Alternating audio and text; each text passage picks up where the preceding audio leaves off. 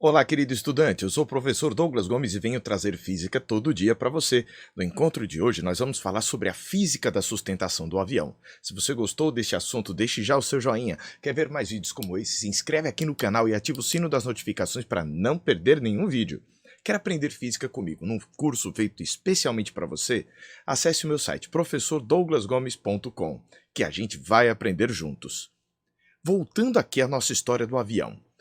Há uma briga entre duas teorias, a teoria de Bernoulli e a teoria de Newton.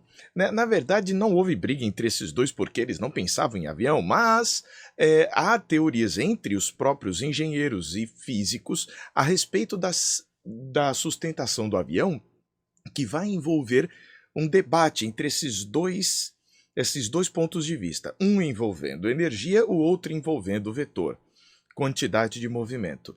As duas percepções, elas juntas dão o resultado que a gente deseja. E é sobre isso que a gente vai falar agora. Você já deve ter ouvido falar que a energia mecânica ela se conserva em muitas situações. Bernoulli partiu desta premissa e, fazendo as equações da conservação da energia, ele chegou a esta expressão aqui. Olha só como aparece a conservação da energia aqui. Este ρ, isso aqui é uma letra grega chamada ρ, ela vai representar a densidade do fluido. Ah, que fluido? Do ar, por exemplo, certo? Se você tiver o ar fluindo aqui por duas tubulações, uma mais grossa e uma fina, você vai ter aqui uma densidade para esse ar. Mas olha que interessante. V ao quadrado sobre 2 te lembra energia cinética, e é daí que vem essa expressão. E mgh, aqui representado pela letra Y, lembra a energia potencial gravitacional. Então Bernoulli, usando os princípios de conservação da energia, viu que isso aqui acontecia. Agora olha que interessante, o que eu vou te mostrar. Suponha que de um lado e do outro eu vou ter a mesma altura.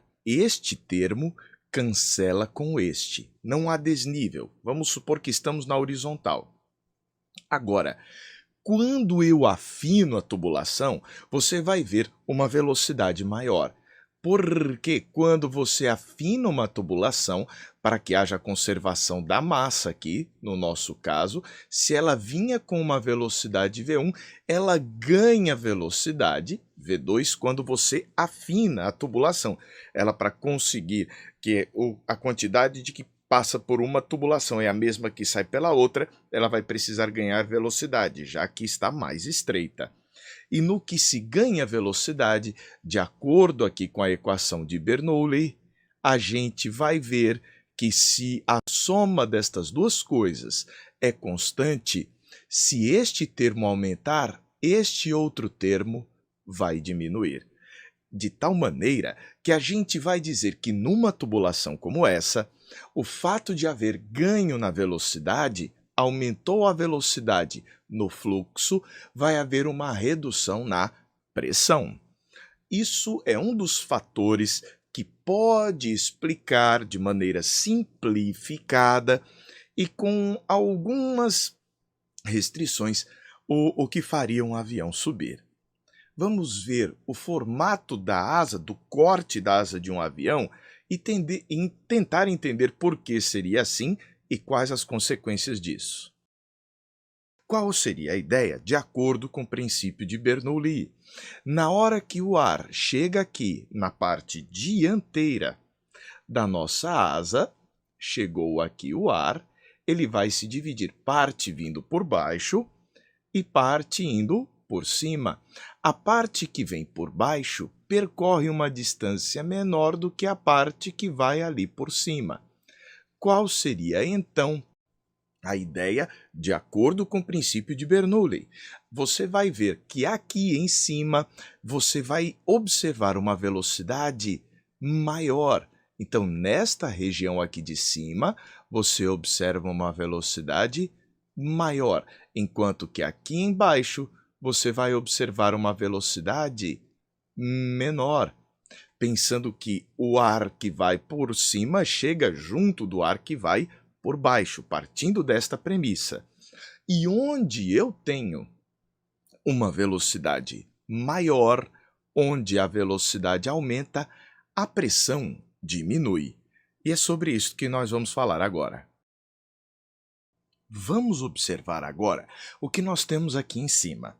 Seguinte, na hora que você tem a velocidade aqui na parte superior, a pressão fica menor. A velocidade menor na parte inferior da asa implica uma pressão maior, por conta do princípio de Bernoulli.